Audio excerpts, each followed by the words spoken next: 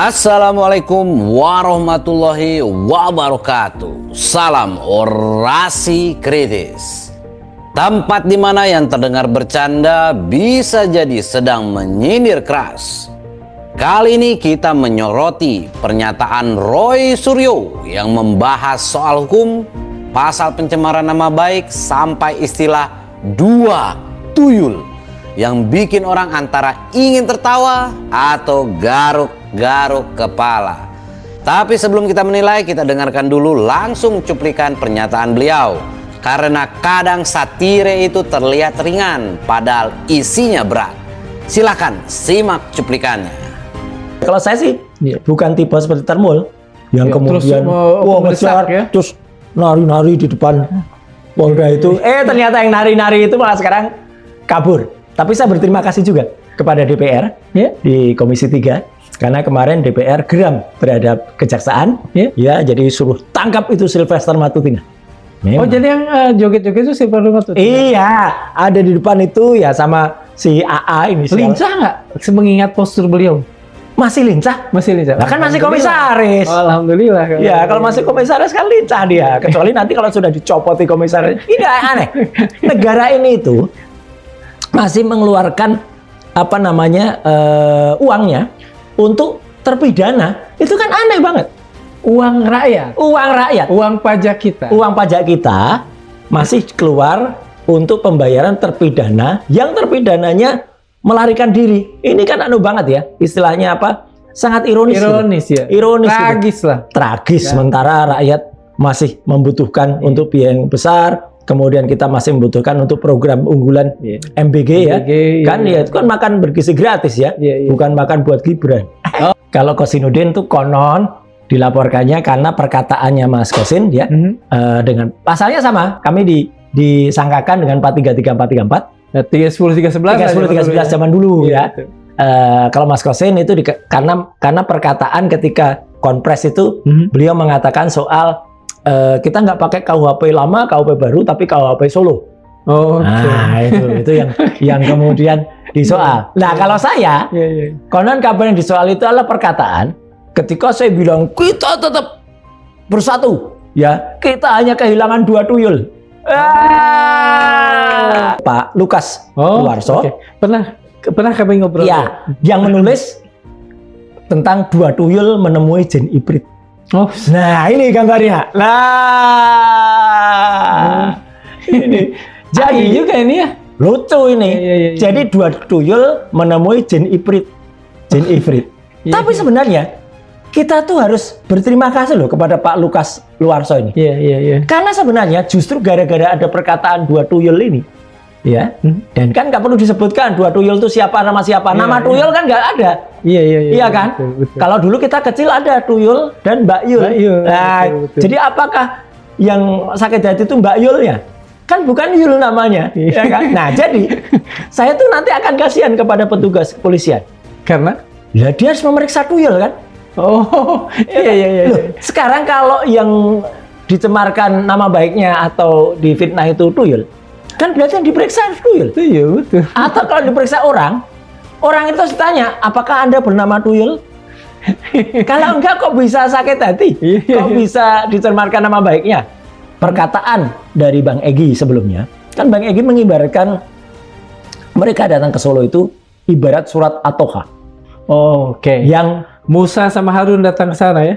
Ya, apakah mereka berarti menyamakan dengan Nabi? Bahaya ini. Ini bisa penistaan agama malah. Betul. Nabi Musa dan Nabi Harun bertemu dengan Fir'aun. Siapa Fir'aunnya? Kalau Polda sampai bisa kemudian membuat kasus yang dilaporkan itu jadi gara-gara kata tuyul, wah ini jadi tertawaan. Sebenarnya karena berarti apa? Tuyulnya harus bisa di BAP. Oke, itu tadi cuplikannya. Cuplikan dari pernyataan Bung Roy Suryo dalam forum Madilog. Kalau terdengar seperti bercanda, tapi kok isinya nyentil kemana-mana, ya memang disitulah letak senjatanya. Sekarang kita bedah pelan-pelan karena di balik humornya ada kritik yang tidak ringan.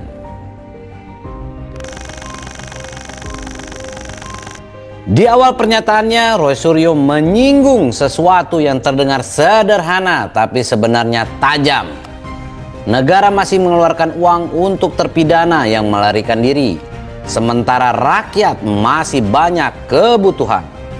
Ini bukan sekedar keluhan, ini kritik lewat ironi. Ia tidak marah-marah, tidak pidato tinggi, tapi menyebut situasinya ironis dan tragis. Dan justru karena nadanya seperti itu, pesannya terasa. Rakyat disuruh tertib bayar pajak, tapi uangnya bisa tetap mengalir ke orang yang bahkan tidak tertib hadir.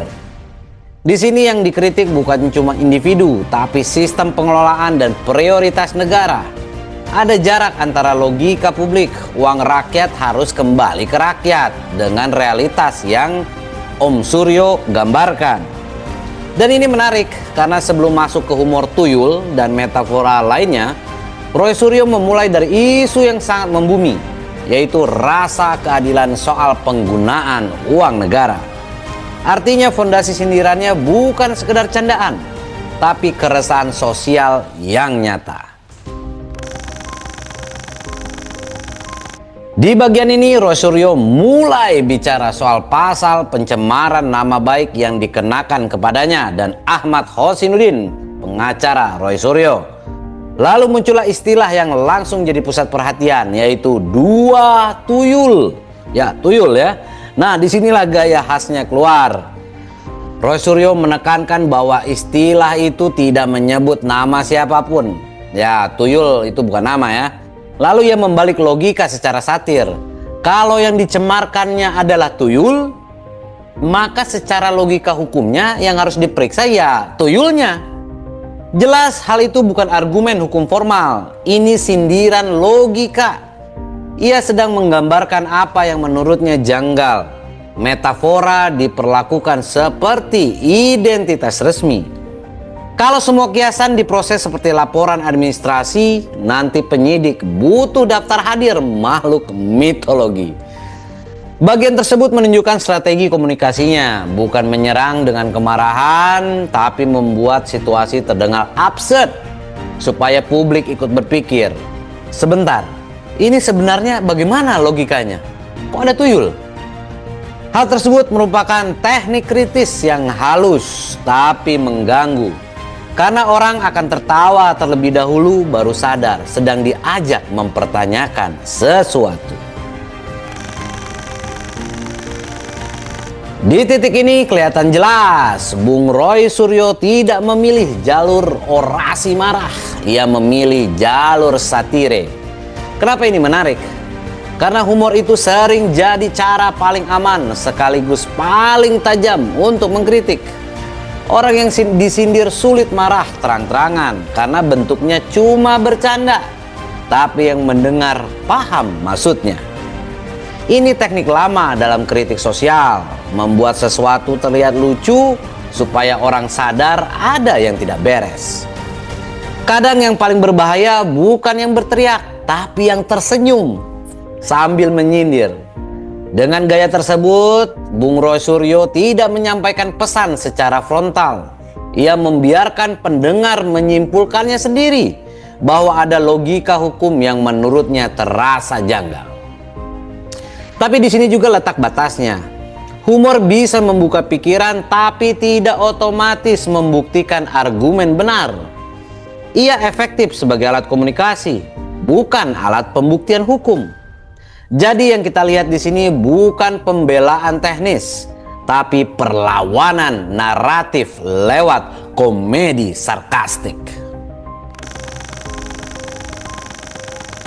Di bagian lain, Roy Suryo menyinggung penggunaan analogi kisah Nabi yang sebelumnya dipakai pihak lain. Lalu ia membaliknya sebagai sindiran. Ini bukan pembahasan agama secara mendalam. Ini retorika simbolik, mengambil analogi besar lalu diputar untuk menunjukkan betapa jauhnya perbandingan itu kalau ditarik terlalu serius. Di politik kita kadang perbandingan naik level cepat sekali. Dari pejabat publik loncat ke tokoh kitab suci. Skalanya bukan lagi debat kebijakan, tapi sudah episode sejarah peradaban. Pesan yang tersirat, kalau simbol terlalu besar dipakai dalam konflik politik, diskusi bisa keluar jalur. Bukan lagi soal kebijakan atau hukum, tapi soal siapa merasa di posisi tokoh baik dan siapa ditempatkan sebagai tokoh jahat. Padahal semakin besar analoginya, semakin kecil ruang dialognya. Bagian ini menunjukkan bahwa Roy Suryo tidak hanya menyindir pasal hukum, tapi juga menyindir gaya narasi perjuangan yang memakai simbol-simbol agung. Dan ketika simbol sudah masuk, perdebatan sering berubah dari rasional menjadi emosional. Kalau kita lihat utuh, Roy Suryo di sini tidak sedang memberi kuliah hukum. Ia sedang melakukan perlawanan lewat narasinya. Caranya bukan dengan nada tinggi, tapi dengan ironi soal negara dan anggaran, sindiran logika pasal pencemaran nama baik, humor tuyul sebagai metafora, dan permainan analogi besar untuk menunjukkan betapa dramatisnya narasi politik. Ini gaya kritik yang membuat orang tertawa kecil lalu berpikir sebentar, ini sebenarnya menyindir apa? Oke, itu gaya kritiknya. Kadang yang paling mengganggu sistem bukan teriakan keras, tapi pertanyaan sederhana yang dibungkus candaan. Tapi di titik ini juga penting untuk publik sadar bahwa humor bisa membuka pintu diskusi, tapi tidak menggantikan proses hukum. Satire bisa menyorot kejanggalan, tapi tetap perlu diuji dengan fakta. Jadi yang kita hadapi di sini bukan sekedar candaan, bukan juga pembelaan hukum murni, melainkan kritik sosial dengan kostum komedi. Dan seperti semua kritik, nilainya bukan hanya di kelucuannya, tapi di apakah ia membuat kita berpikir lebih jernih. Di orasi kritis, kita belajar satu hal hari ini. Kadang kritik tidak datang dengan wajah marah. Kadang ia datang sambil tersenyum, lalu meninggalkan pertanyaan yang sulit untuk dihindari. Pernyataan Roy Suryo yang kita bahas menunjukkan bahwa satire bisa jadi alat untuk menyorot apa yang dianggap janggal dalam hukum dan sistem. Roy Suryo membuat orang tertawa, tapi sekaligus mengajak berpikir. Namun pada akhirnya, secerdas apapun sindiran, sehebat apapun metafora, urusan hukum tetap kembali ke tempat yang sama, yaitu bukti, prosedur, dan pembuktian. Tawa bisa membuka pikiran, tapi kebenaran tetap butuh dasar. Kalau menurut Anda gaya satire seperti ini efektif menyampaikan kritik, atau justru membuat isu hukum terasa seperti candaan? Tulis pendapatmu di kolom komentar. Jangan lupa like, share, dan subscribe Orasi Kritis, karena di tengah panasnya isu publik, kita tetap butuh kepala dingin. Sampai bertemu di orasi berikutnya bersama Orasi Kritis.